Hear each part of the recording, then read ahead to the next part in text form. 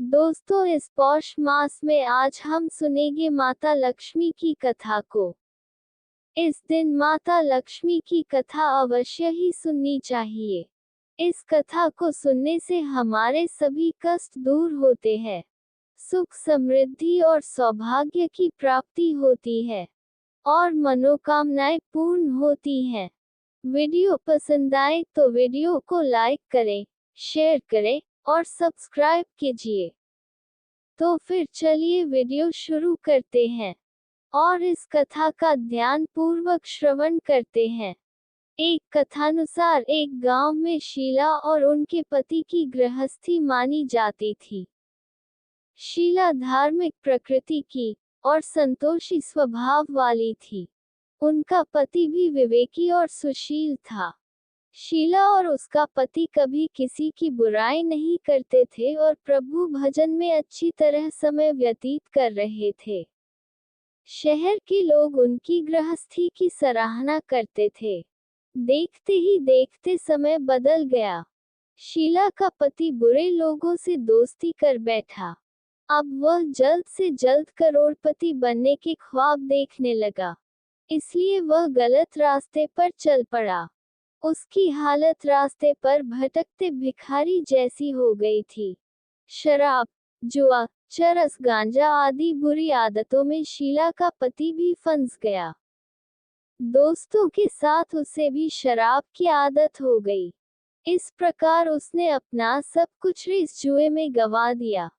शीला को पति के बर्ताव से बहुत दुख हुआ, किंतु वह भगवान पर भरोसा कर सब कुछ सहने लगी। वह अपना अधिकांश समय प्रभु भक्ति में बिताने लगी। अचानक एक दिन दोपहर को उनके द्वार पर किसी ने दस्तक दी। शीला ने द्वार खोला तो देखा कि एक माजी खड़ी थी। उसके चेहरे पर अलौकिक तेज निखर रहा था। उनकी आंखों में से मानो अमृत बह रहा था। उसका भव्य चेहरा करुणा और प्यार से छलक रहा था। उसको देखते ही शीला के मन में अपार शांति छा गई। शीला के रोम रोम में आनंद छा गया। शीला उस माजी को आदर के साथ घर में ले आई। घर में बिठाने के लिए कुछ भी नहीं था, अतः शीला ने सकुचाकर एक फटी हुई चद्दर पर उसको बिठाया। माजी बोली, क्यों शीला, मुझे पहचाना नहीं? हर शुक्रवार को लक्ष्मी जी के मंदिर में भजन कीर्तन के समय मैं भी वहां आती हूँ। इसके बावजूद शीला कुछ समझ नहीं पा रही थी। फिर मां जी बोली, तुम बहुत दिनों से मंदिर नहीं आई, इसलिए मैं तुम्हें देखने चली आई। मां जी के अति प्रेम भरे शब्दों से शीला का हृदय पिघल गया। उसकी आंखों में आंसू आ गए और वह बिलख बिलख कर रोने लगी। माँ जी ने कहा, बेटी, सुख और दुख तो धूप और छांव जैसे होते हैं। धैर्य रखो बेटी, मुझे तेरी सारी परेशानी बता। माँ जी के व्यवहार से शीला को काफी हौसला मिला और सुख की आस में उसने माँ जी को अपनी सारी कहानी कह सुनाई। कहानी सुनकर माँ जी ने कहा, कर्म की गति न्यारी होती है। हर इंसान को अपने कर्म भुगतने ही पड़ते हैं, इसलिए तू चिंता मत कर। अब तू कर्म भुगत चुकी है, अब तुम्हारे सुख के दिन अवश्य आएंगे। तू तो माँ लक्ष्मी जी की भक्त है। माँ लक्ष्मी जी तो प्रेम और करुणा की अवतार हैं। वे अपने भक्तों पर हमेशा ममता रखती हैं। इसलिए तू धैर्य रखकर माँ लक्ष्मी जी का व्रत कर, इससे सब कुछ ठीक हो जाएगा। शीला के पूछने पर मांजी ने उसे व्रत की सारी विधि भी बताई। मांजी ने कहा, हे बेटी, माँ लक्ष्मी जी का व्रत बहुत सरल है।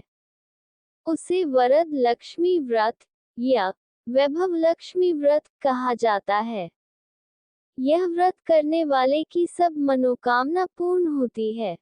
वह सुख संपत्ति और यश प्राप्त करता है। शीला ये सुनकर आनंदित हो गई। शीला ने संकल्प करके आंखें खोली तो सामने कोई न था। वह विचलित हो गई कि माँ जी कहाँ गई।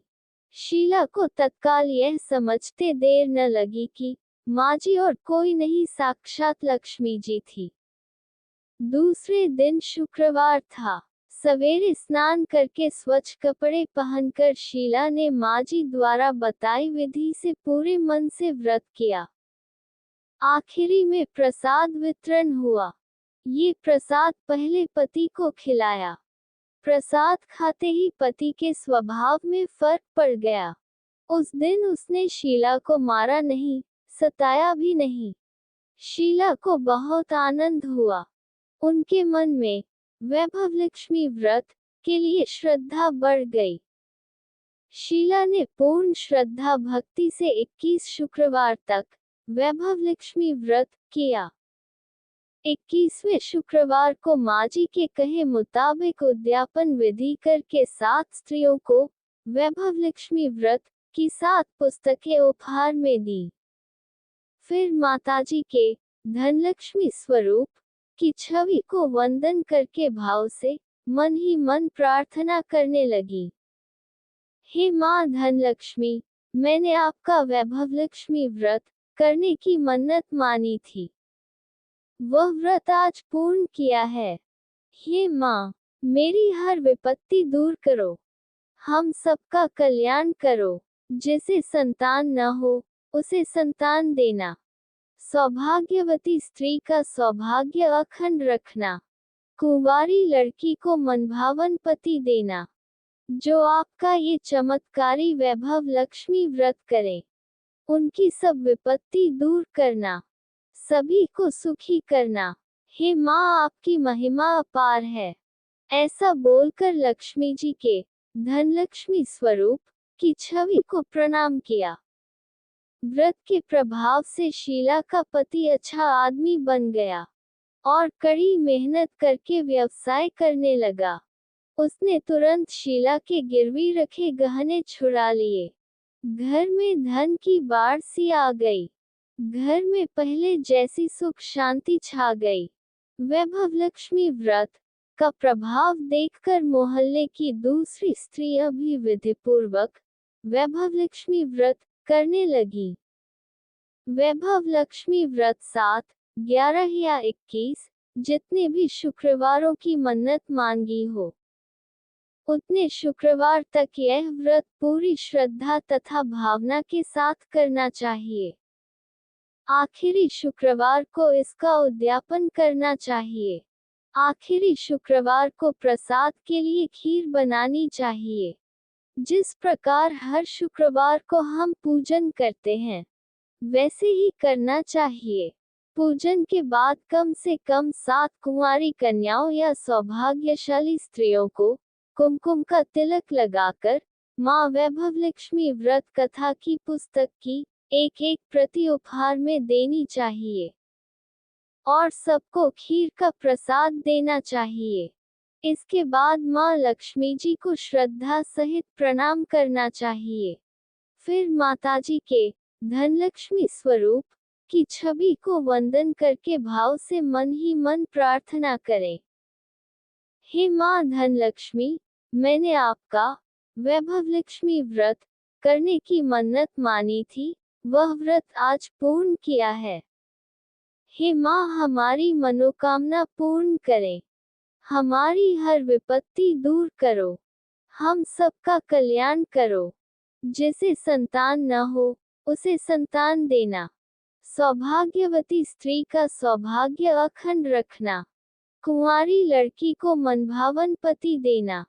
जो आपका यह चमत्कारी वैभव लक्ष्मी व्रत करे, उनकी सब विपत्ति दूर करना, सभी को सुखी करना। हे माँ, आपकी महिमा अपार है। आपकी जय हो। ऐसा बोलकर लक्ष्मी जी के धनलक्ष्मी स्वरूप की छवि को प्रणाम करें। प्रेम से बोलिए लक्ष्मी माता की जय।